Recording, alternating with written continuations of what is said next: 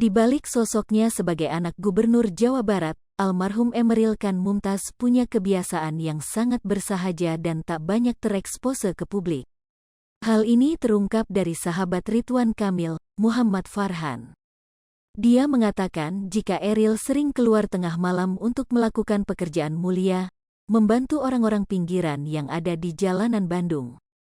Tanpa sepengetahuan kita, Eril sering keluar rumah tengah malam, bertemu dengan pengemis, orang-orang yang terlantar, orang-orang yang tidur di emperan, ujarnya. Farhan mengatakan, Eril memang tak tinggal di rumah dinas namun di rumah pribadi Ridwan Kamil, sehingga sangat sering keluar malam hanya untuk membantu orang-orang yang membutuhkan. Belusukan malam yang dilakukan Emeril Khan Mumtaz bak mengingatkan dengan kisah Umar bin Khattab. Mereka yang dibantu sebisanya dia, dengan keterbatasan yang dimilikinya, yang sangat sederhana, bila bisa ia bantu pasti dibantu, jelasnya. Menjadi anak Gubernur Jawa Barat, Eril tak pernah membawa embel-embel jabatan ayahnya, karenanya, tak pernah sekalipun apa yang dilakukan Emeril Khan didokumentasikan. Tak pernah dia sekalipun mendokumentasikan, ungkapnya.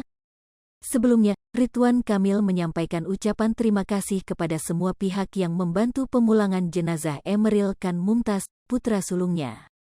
Seusai pemakaman yang dilakukan di kawasan Islamic Center Baitul Ridwan Kamil mengucapkan pesan cintanya untuk putra sulung dan juga perasaannya sebagai seorang tua.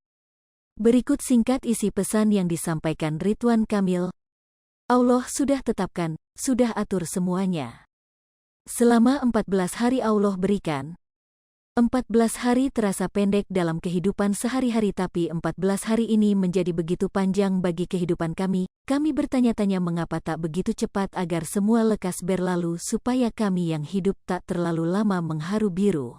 Tapi waktu adalah rahasia Allah yang tak bisa dipecahkan, apalagi menyambut tentang kelahiran dan kematian. Waktu adalah relatif, begitulah kata-kata orang yang alim, dan akhirnya kami menerima dengan hati yang lapang. Semoga kami bisa menemukan banyak sekali petunjuk-petunjuknya.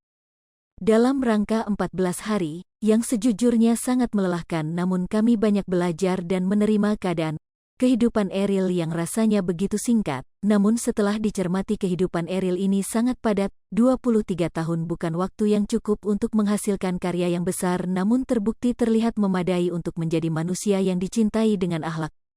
Kami belajar tentang hidup, belajar di atas nama yang harum di setiap helaan nafas, dipakai berbuat baik dalam kehidupan sehari-hari.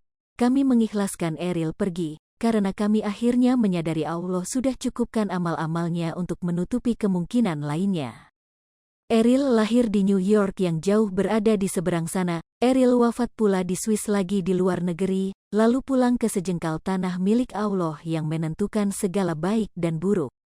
Semua kucuran doa yang dipanjatkan dari berbagai penjuru negeri, semua menjadi limpahan berkat bagi kami untuk yakin barangkali Allah agar kepulangannya disambut baik dari langit dan bumi.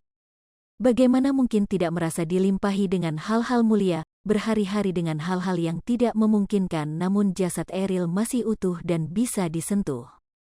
Itulah salah satu yang membuktikan adanya mukjizat, tulisnya. Hai pemirsa Sri Popo TV, jangan lupa komen, like, dan subscribe, serta tonton terus berita-berita terupdate lainnya ya.